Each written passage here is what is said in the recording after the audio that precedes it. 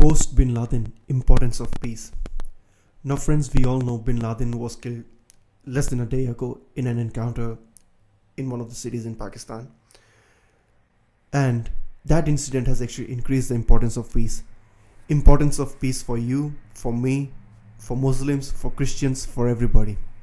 And the reason I'm saying that is 4 news items in the last 2 weeks have actually made me really concerned regarding what might happen from here on. Now, before I divulge the details and explain why peace is more important for everybody, which is already quite obvious, the thing is, please don't get me wrong by any means. Bin Laden was a bad guy who deserved to be killed. Death is the punishment for his sins. And just to say that he was responsible for the deaths of thousands of innocent people in terrorist attacks, that will be very narrow sense. Will be defining his criminality. He's not just responsible for the deaths of thousands of innocent people, but he is responsible for the destruction of the families who were associated with those people who died as a result of his criminal acts. And that's not all. That is one side. The other side is the people, the young men and women Bin Laden misguided into joining his war. He ruined their families as well. So it's not just the families of the victims who were ruined, but the families of people who joined the war under his influence, they were also ruined. I mean, most of the ordinary people, if you think about it, don't want their sons and daughters to join the army because there's too much of risk involved for life, about life. And to think of it, the same holds true for the people whose sons and daughters go astray and join terrorism. Even they don't want their kids to become terrorists, because a terrorist's life is at much higher risk than an army man's life. So Bin Laden was a culprit of both the people he killed and the people he made to do those killings, and the families of the victims as well as culprits. So he was a big criminal who deserved to be killed, and his death is sort of a gift for humanity. And if you think of it, even the Muslims will be happy that okay, finally this guy is dead. Now there might be a chance of peace to survive, that there might be a chance that the war might end in Afghanistan and other places. But the problem is the 4 news that have caught my attention over the last 2 weeks. The first news was 500 Taliban militia escaped from an Afghan jail. Now, of course, 500 militia is a big number, and escaping from a high security jail, and that too after digging a long tunnel. Well, we all know how much time it takes to dig tunnels, and especially considering the terrain in Afghanistan, which is very rocky and mountainous. It's not easy to dig tunnels. So there has to be an inside hand, which is quite obvious, but there might have been instructions to let those people escape. But without alleging anything, let's leave that news for the moment and consider the second news. The second news was now over the last 2 years, the war has been on the upswing. The war against Taliban has been on the upswing, and Taliban has been sort of being reduced into a shell, into a closed space. The Taliban resistance was waning day by day, and Taliban has lost most of the popular support among the Muslim community. Even in Afghanistan, the chances of peace were brightening up. People were not supporting Taliban anymore, so chances of peace were looking up. Now the war would have ended, but then the things in Libya happened, and now NATO forces have started their offensive against Gaddafi as well. Now, both the rebels as well as Gaddafi, they have offered peace at peace talks at different times, but I don't see intention on any part to end hostilities, and especially NATO, which doesn't want to end the hostilities. Because if NATO was interested in ending the hostilities, they would have said, okay, if you want peace, let's discuss the peace terms. But the adamance of NATO that we want you to quit, and the adamance of Gaddafi that I'm not going to quit, that is extending the war. While rebels are, I don't think too highly of them anymore. It was different when things broke out, but ever since they took outside support to kill their own kind, they've lost my respect. But anyway, that's said and done. The second news item was the killing of Gaddafi's 3 grandchildren. Now, even I thought for a while that maybe Gaddafi might have cooked up this news just to gain some sympathy or something. But then the next day came, so literally 24 hours later, the news came that bin Laden has been killed. As if the NATO is trying to negate the effect of Gaddafi's news. So for me, that news sort of validated Gaddafi's news. But the 3 news in a row now. 500 Taliban militia escaped. Gaddafi's grandchildren have been killed. Bin Laden was eliminated in an encounter. Now, that said and done, the 4th news item was that Pakistani government wasn't informed or involved in the operation against bin Laden. Now, killing bin Laden was important, but by not taking Pakistani government into confidence and the allied forces acting in a way as if they were over and above the local government, that will only hurt the sentiments of Pakistan. And let's not forget that a lot of people in Pakistan do have a soft corner for the people who are fighting in the name of jihad. We can blame it on religious reasons, but then they are not completely at fault, because that's the kind of impression bin Laden had created, that Muslims are under attack and Muslim brothers need to support Muslim brothers. So people get misguided. So anyway, there's a big section in Pakistan which supports jihadis, and the allied forces, by not taking the Pakistani government into confidence, they have actually given them a reason to hate the Western allies more. And that said and done, the worst part was the next news that came out today morning, that President Obama and his team were watching the whole thing live, as if it was a reality TV. I mean, I wonder if nobody in that room told them that, guys, we are not watching a movie. It's a live, cold-blooded murder. Because it doesn't matter whether it's military killing a person or terrorist killing a person.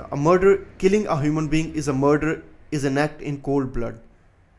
The only difference is that some murders are justified by our society because they are for the good of society, and a lot of murders are considered criminal by our society. Everybody that gets killed in a war gets killed in a cold-blooded murder. The soldiers kill the enemies in cold blood. But of course, those killings are justified because they are done for the country. Similarly, army kills terrorists, but the murder is in cold blood, although that murder is justified because to save people, the terrorists had to be killed. So, and then of course, I mean, some people might be hanged for a criminal act or shot dead by firing squads or anything, but like, they are the murders which are justified in our society, but they are still murders and they are still done in cold blood. But that said and done, I mean, I would say, what kind of sick people would watch somebody getting killed live? I can't even imagine that. Anyway, for me, such people are no better than those who were killing others in cold blood. But that said and done, that's my personal viewpoint. The problem is what these news can actually cause now. As I said, Taliban militia has escaped. People in Libya have got reason to hate the Western society once again, because Gaddafi has got maybe even if the support is in minority, but Gaddafi still has got support in public. Now they wouldn't take kindly to the news that their leaders' grandchildren have been killed. And besides, we are talking about the death of kids, and which civilized society forgives people who kill the kids of that society? That said and done, killing of bin Laden was good, but the way it was handled, the way whole situation folded, and the subsequent news items, they are all going to instigate hatred. What I'm worried about is, what will the chunk of youth in Pakistan which has a soft corner for jihadis, what will they do? If they feel outraged at all this thing, and Muslims generally feel outraged that bin Laden's body was thrown in the ocean, such pathetic and outrageous news headlines, what are these headlines going to generate? They're only going to generate more hatred, and more people are going to join jihadis. And the problem is, bin Laden wasn't a genius, and wasn't the only genius. And he wasn't a genius, and he couldn't be the only genius even if he was a genius. Anybody can have the brain to work things like bin Laden did. And considering the more number of people, if the more number of people were to join jihadis, there are more chances of many more like bin Laden joining the ranks of jihadis. Where is this world going to heading to? When will this war end? This war will never end like this. Now, peace is very important, because if this war doesn't end, then it's ordinary people like me and you who will get killed. It's brothers, sisters, friends, sons and daughters of ordinary people like you and me who are working in the army, and brothers and sisters and sons and daughters of ordinary people who will take to jihad. And of course, we will get killed in the crossfire as well. We need peace. But above all, peace is needed by the Muslim community at this moment right now. If you have watched my earlier videos, in one of my videos I clearly told them, I think that was a video message to people of Afghanistan, that if you lay down your arms and you say that we are not going to fight, these people will lose patience and they will try to harass you so that you pick up the arms, so that they get a reason to kill you. Because the moment you drop your arms, they have got no reason to kill you, because you're not terrorist anymore. The moment you pick up a gun, even if you are an innocent man, even if you have just picked up a gun which was lying there just to see, they'll still kill you, saying that you are a terrorist, and you were going to kill them. That's why you were killed in self-defense. That's my point. The reason is, I personally believe that it's the businessman-politician nexus who doesn't want this war to end. And I used to think that maybe it's just the business interests that are keeping this war going. But then it's not just the business interests. I mean, people like you and me work hard and pay taxes, and the governments use that same money to buy weapons. The people who are making guns, they are getting richer. And as the war goes on, the businessmen who are supporting this war, they get big share in oil lobbies and drugs lobbies, opium lobby, and they are making big money as well. But who's paying for our death? We are paying for our own death, because we pay taxes. We work hard and we pay taxes, and the same money is used to buy guns, which is used to run these wars. And the hatred which results from these wars, that results in terrorism, more terrorism, and it's people like us who get killed in those terrorist acts. We need peace. That said and done, as I was saying, that they will try to instigate you. They will try to harass you so that you pick up the gun and start fighting. But that's when you need to be careful. All these news items, the news items that I mentioned, they are meant to instigate hatred so that people take to terrorism, so that this war goes on.